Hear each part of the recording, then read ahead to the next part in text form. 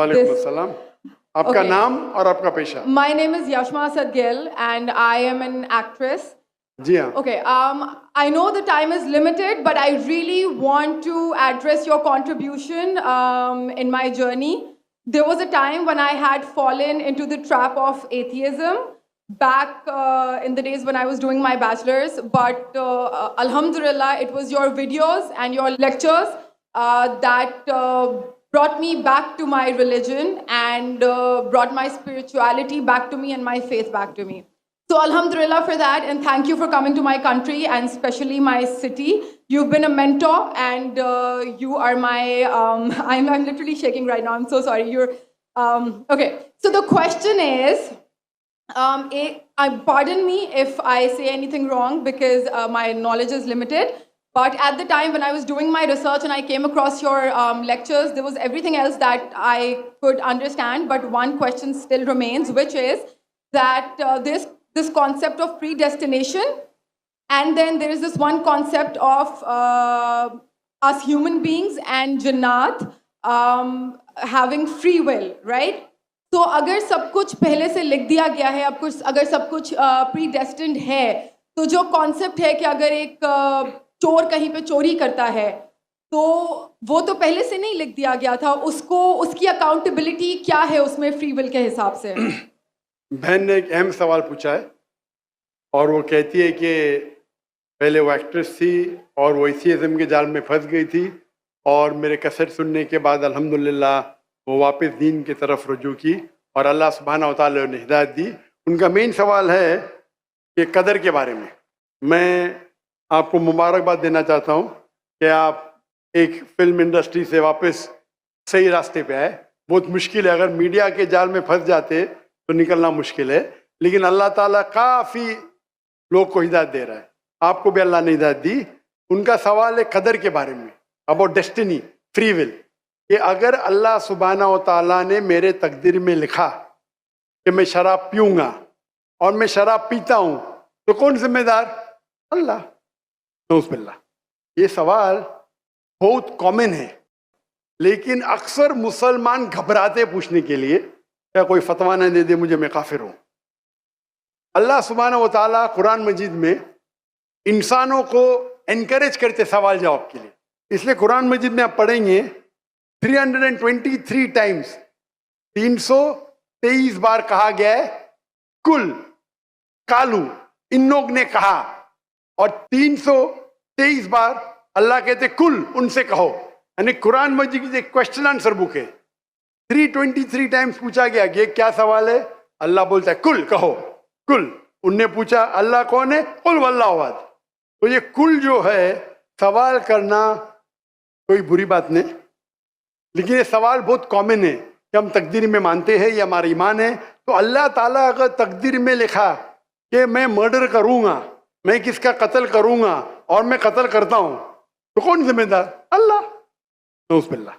अगर लिखा है मेरे तकदीर में कि मैं शराब पीऊंगा और मैं शराब पीता हूं, कौन जिम्मेदार? अल्लाह। नऊज़ुबिल्लाह। इसका जवाब ये है कि हमें समझना चाहिए तकदीर की क्या मानी है। और ये सवाल जब मैं दावती मैदान में तकरीबन 35 साल पहले शुरू किया, तो ये सवाल मुझे भी बहुत परेशान कर, किसने पूछा नहीं मुझे, अल्लाह की मदद है, अल्लाह की मदद है, जवाब मिलने के बाद ही लोग पूछते हैं। तो पहले चंद साल काफ़ी तहकीक की, लेकिन जवाब कोई किताब में मिली नहीं। जवाब मिला, फिर मैंने उलमा से पूछा सही है, तो उन्होंने बोले माशाल्लाह अच्छा जवाब है, अब मैं अभी पेश करूँगा आपके सामने। मैं मिसाल देता हूँ कि अगर एक टीचर क्लासरूम में 100 बच्चे को पढ़ा रही है, 1 साल पढ़ाने के बाद इम्तिहान के पहले टीचर बोलती है ये बच्चा एग्जामिनेशन में फर्स्ट क्लास फर्स्ट आएगा, ये बच्चा सेकंड क्लास आएगा, ये बच्चा फेल होएगा। माफ करना, आपको मिसाल बोल रहा हूँ, कल मिसाल है आपके लिए। और एग्जामिनेशन के बाद ये सही निकलता है, ये बच्चा फर्स्ट क्लास फर्स्ट आता है, ये बच्चा सेकंड क्लास, ये बच्चा फेल होता है। मेरा सवाल है कि जो बच्चा फेल हुआ वो बोल सकता है कि टीचर ने प्रिडिक्ट की, क्योंकि टीचर ने प्रिडिक्ट की क्या मैं फेल होऊंगा, इसलिए मैं फेल हो गया।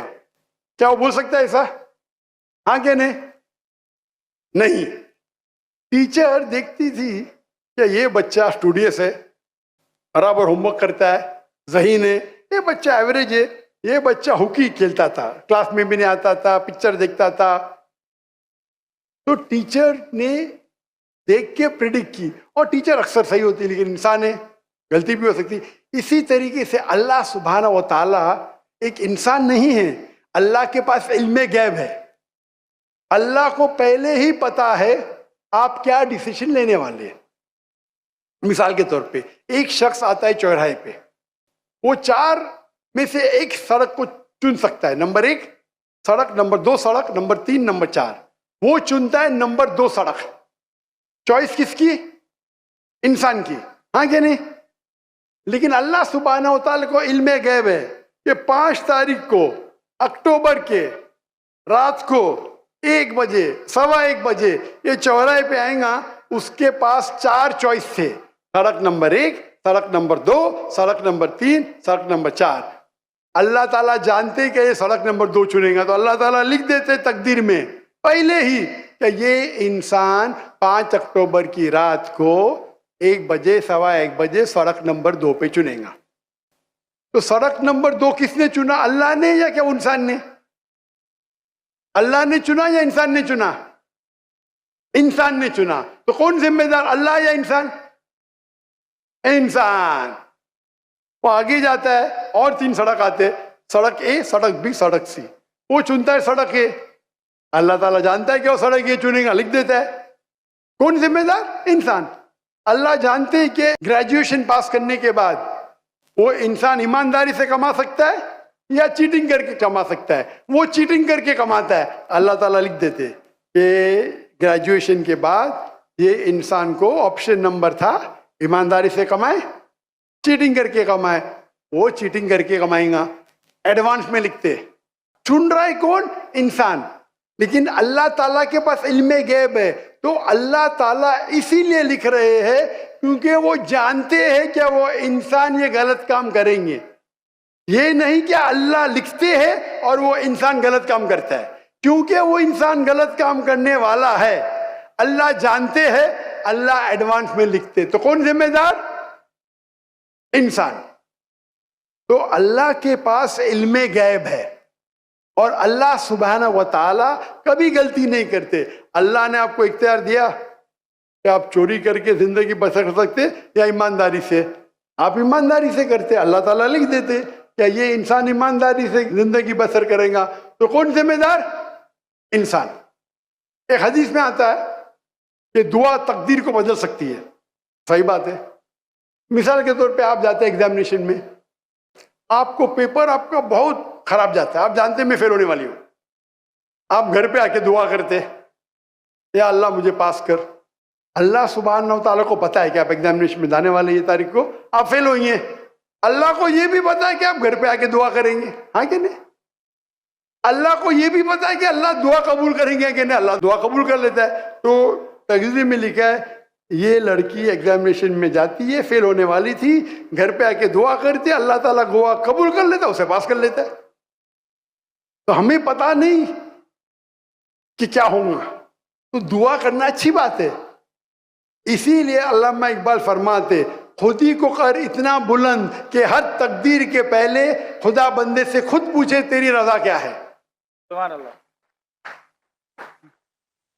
तो तकदीर का मतलब अल्लाह सुब्हाना व तआला ने आपको इख्तियार दिया है। 100% नहीं, 95%, 90। मैं चाहता हूं मैं दुनिया को तबाह कर दूं, अल्लाह ताला नहीं करेगा। लेकिन अल्लाह आपकी चॉइस आपके ऊपर छोड़ा है। आपको हिदायत दी कुरान में और हदीस में, आप फॉलो करो नहीं करो आपके ऊपर है, आपके ऊपर फ्री विल है। लेकिन अगर आप कोई गलती करते आप जिम्मेदार, आप कोई अच्छाई करते आप जिम्मेदार। तो इसीलिए तकदीर के बारे में अल्लाह को इल्म गैब है। तो जो भी गलत काम करते हैं आप करते हैं, अल्लाह ताला आपसे नहीं करवाता। तो ये अगर आप समझ लेंगे तो इंशाअल्लाह आप कुरान मजीद की जो तालीमात पे अमल करेंगे और इंशाअल्लाह आप जन्नत